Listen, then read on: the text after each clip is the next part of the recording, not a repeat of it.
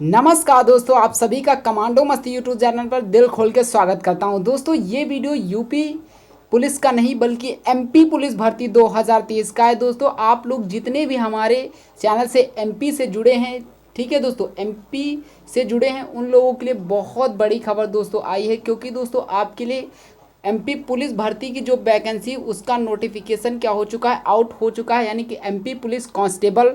और आपको बता दें एमपी पुलिस रेडियो ऑपरेटर के जो फॉर्म आए हैं उनके ऊपर ये वीडियो बहुत ही ज़्यादा महत्वपूर्ण होने वाला है, क्योंकि दोस्तों आप सभी लोग किसका इंतज़ार कर रहे थे, वैकेंसी का इंतज़ार कर रहे थे कि वैकेंसी आई पुलिस की और आप फॉर्म डालकर अपना सिलेक्शन ले पाएँ। ठीक है दोस्तों, तो ये वीडियो आप लोगों को फुल जानकारी देगा, यानी कि आपको बता दें फॉर्म से लेकर सिलेक्शन तक, यानी कि क्या क्या प्रोसेस है, सभी सिलेबस, आपकी सैलरी कितनी होगी, पेपर कितना होगा, यानी कि फुल जानकारी आपको इस वीडियो में मिलेगी। अगर दोस्तों आप वीडियो को देख रहे हैं तो पूरा का पूरा बात जरूर करिएगा। ठीक है, तो चलिए वीडियो को स्टार्ट कर देते हैं। दोस्तों आपको सबसे पहले हम बता दें इसकी जो ऑनलाइन फॉर्म है कब से स्टार्ट है। दोस्तों इसका जो दोस्तों ऑनलाइन फॉर्म है, इसका ऑनलाइन फॉर्म की बात करते हैं। ऑनलाइन आवेदन भरने की प्रारंभिक तिथि है जो 26 जून है। ठीक है, 26 जून 2023, 26 जून 2023 की है दोस्तों। और जो दोस्तों आपको बता दें अंतिम तिथि कब है, अंतिम तिथि की बात करते हैं तो 10 जुलाई। ठीक है, 10 जुलाई इसकी अंतिम तिथि है। तो दोस्तों आप लोग बता दें इसका फॉर्म बहुत महत्वपूर्ण तरीके से भरना, यानी कि आपकी कोई भी उसमें गलती ना हो पाए, ताकि आप 2023 में अपना जो पुलिस बनने का सपना है उसे पूर्ण कर पाएँ। दोस्तों आपको भी पता है कि आप इसी वैकेंसी का इंतज़ार कर रहे थे। वहीं अगर हम बात करते हैं ऑनलाइन आवेदन में संशोधन करने की प्रारंभिक तिथि, तो दोस्तों 26 जून 2023 की है। ठीक है, संशोधन करने की प्रारंभिक तिथि और संशोधन करने की अंतिम तिथि कौन है, 15/7/2023, यानी कि 15 जुलाई 2023 तक आप अगर आपकी फॉर्म में कोई भी गलती हुई है तो आप उसका संशोधन कर सकते हैं। ठीक है, ये बात आप ध्यान से भरिएगा, आप पहले ही बार में अच्छे से फॉर्म भरिए ताकि आपका गलत ना हो। वहीं अगर हम बात करते हैं सीधी भर्ती पदों हेतु, यानी कि अगर हम बात करते हैं फीस इसका कितना है, मतलब फॉर्म भर रही, तो अनारक्षित अभ्यर्थियों के लिए बात करते हैं 500 रुपये प्रति प्रश्न पत्र। ठीक है, वहीं अगर अनुसूचित जाति, अनुसूचित जनजाति, अन्य पिछड़ा वर्ग एवं ईडब्ल्यूएस के लिए दोस्तों आपसे बता दें 250 रुपये प्रति प्रश्न पत्र है। ठीक है, आप लोग ध्यान रखिए केवल मध्य प्रदेश के मूल निवासियों के लिए ये लगा हुआ है। वहीं अगर हम बात कर लेते हैं, वहीं दोस्तों हम आगे चलते हैं और आपको बताते हैं कि यहाँ पर परीक्षा कब तक होगी ये भी दिया हुआ है। परीक्षा दिनांक एवं दिन परीक्षा का अगर बात करते हैं तो 12/8/2023, यानी कि 12 अगस्त 2023 से स्टार्ट है। ठीक है, ये आप देख लीजिएगा, आपको पता चल जाएगा जब आपका एडमिट कार्ड आएगा, उसमें सारी की सारी आपको जानकारी उसमें दी हुई होगी, तो ये आपके लिए ज़्यादा इंपॉर्टेंट नहीं है। दोस्तों आप वीडियो को पूरा का पूरा वॉच जरूर करना, क्योंकि इस वीडियो में मैं आपको सारी की सारी जानकारी देने वाला हूँ।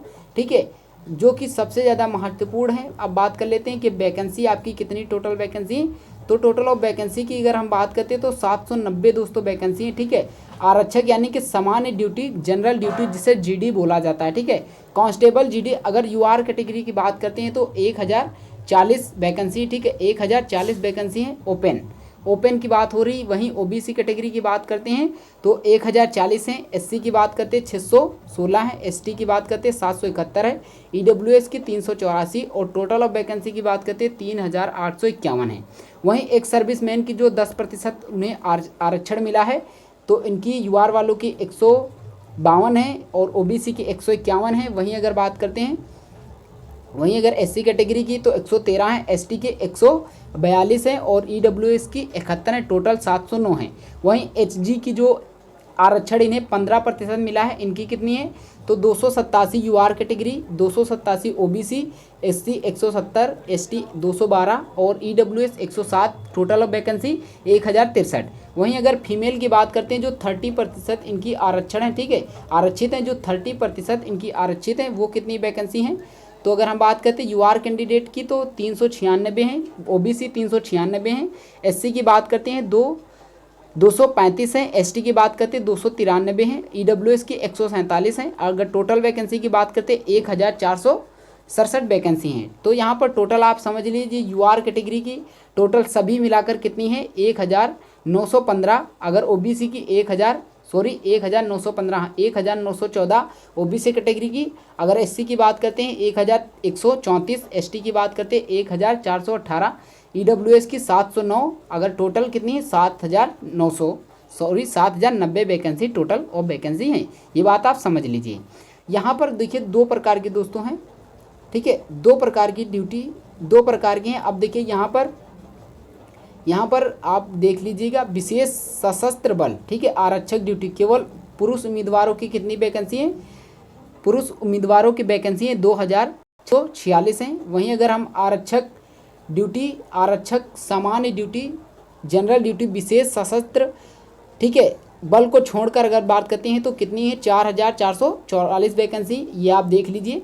वहीं अगर हम बात करते हैं रेडियो ऑपरेटर की वैकेंसी कितनी है 321 वैकेंसी रेडियो ऑपरेटर की है, ठीक है, रेडियो ऑपरेटर की 321 वैकेंसी है। वहीं अगर हम बात करते हैं यूआर कैटेगरी की टोटल वैकेंसी कितनी है 87 वैकेंसी है। और फीमेल की 30%, ठीक है, 33% क्या है, 33% क्या है, इनको आरक्षण मिला हुआ है, यानी कि इनकी सीटें आरक्षित हैं। वहीं एक सर्विसमैन की 10% आरक्षित है, ये बात आप समझ लीजिएगा। रेडियो ऑपरेटर में, ये रेडियो ऑपरेटर की टोटल ऑफ वैकेंसी कितनी है 321 वैकेंसी हैं। यूआर वालों की 87, ओबीसी की 87 है, एससी की 51 है, एसटी की 64 हैं और ईडब्ल्यूएस की 32 हैं, ठीक है, ये आप समझ लीजिए। आगे बढ़ते हैं और आपको हम कुछ और बताते हैं, यानी कि सब चीज़ यहाँ पर आपको जानकारी मिलेगी। आगे बढ़ते हैं दोस्तों, हम आपको बताते हैं कि आखिरकार आपका जो, आगे चलिए बढ़ते हैं, देखते हैं हमें आप क्या मिलता है। सबसे पहले एज की दोस्तों हम बात कर लेते हैं, क्योंकि एज में आपको छूट बहुत ज़्यादा मिली हुई, क्योंकि कोविड-19 के कारण आपको एज में छूट मिली है। तो चलिए एज के बारे में बात कर लेते हैं।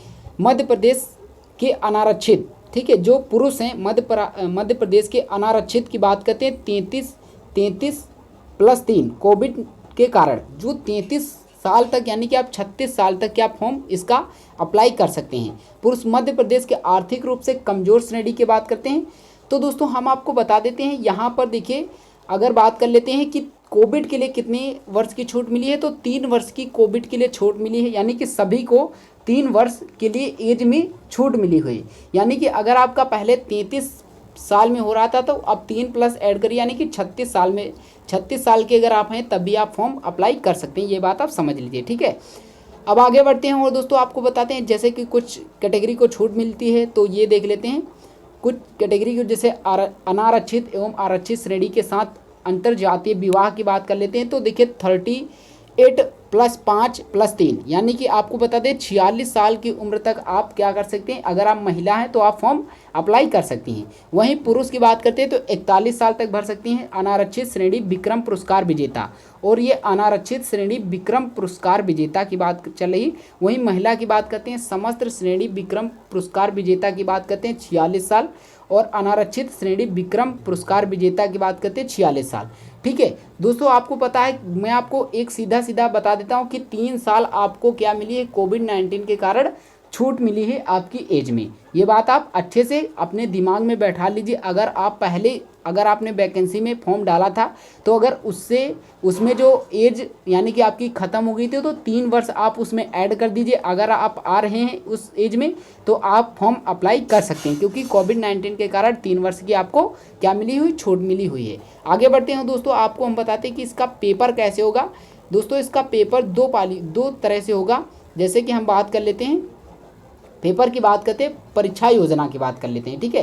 प्रथम चरण लिखित परीक्षा होगा, जो कि हिंदी भाषा में बहुविकल्पी प्रश्न होंगे, यानी कि इसमें आप इंग्लिश भाषा, प्रथम जो पेपर होगा लिखित पेपर होगा उसमें हिंदी भाषा होगी, इंग्लिश नॉट अलाउ, ठीक है, इंग्लिश नॉट अलाउ।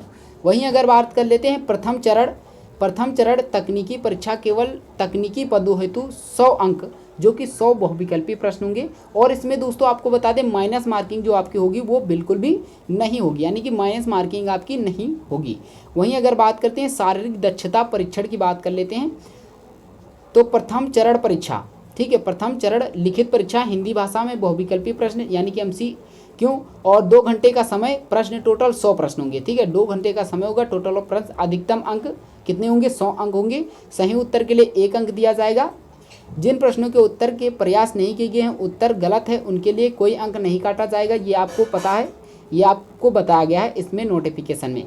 वहीं अगर हम बात कर लेते हैं कि सिलेबस किसकी, तो प्रश्नों के प्रकार वस्तुनिष्ठ यानी कि एमसीक्यू की बात कर लेते हैं। 40 अंक सामान्य ज्ञान एवं तार्किक ज्ञान के और 30 अंक बौद्धिक क्षमता मानसिक अभिरुचि के। वहीं अगर बात करते हैं 30 विज्ञान एवं सरल अंकगणित के, यानी कि आपको बता दें जीके और जीएस से 40 क्वेश्चन पूछे जाएंगे। बौद्धिक यानी कि रीजनिंग से कितने 30 क्वेश्चन पूछे जाएंगे। वहीं अगर विज्ञान एवं गणित की बात कर लेते हैं तो 30 क्वेश्चन, टोटल क्वेश्चन 100 पूछे जाएंगे। टोटल मार्क्स कितने होंगे 100 मार्क्स, ठीक है। 100 क्वेश्चन 100 मार्क्स, 2 घंटे का समय आप अच्छे से समझ लीजिए। वहीं अगर हम दोस्तों इसकी सेकेंड यानी कि जो फिजिकल की बात कर लेते हैं, तो फिजिकल में हम बात कर लेते हैं। तो फिजिकल में भी दोस्तों आपको यहाँ पर बहुत सारी चीज़ें पता चलेंगी जो कि आपके लिए बहुत ज़्यादा इम्पोर्टेंट हैं। वहीं आरक्षक जीडी संवर्ग के समस्त अभ्यर्थियों के लिए शारीरिक दक्षता परीक्षण में अधिकतम कुल योग के न्यूनतम 30%, यानी कि जो आपका शारीरिक दक्षता परीक्षण होगा पीईटी होगा, उसमें 2 नंबर का पेपर होगा और आपको उसमें से 30% मार्क्स लाने होंगे, ठीक है। 30% आप समझ लिए 33 मार्क्स आपको लाने होंगे, 33 से 34 मार्क्स आपको लाने होंगे, तो आप उसमें पास हो जाएंगे। तो ये दोस्तों बहुत ही महत्वपूर्ण चीज़ें हैं। अगर वहीं हम बात कर लेते हैं इसकी दौड़ की, तो आप अच्छे से समझ लीजिए, अभी हम आपको बताते हैं।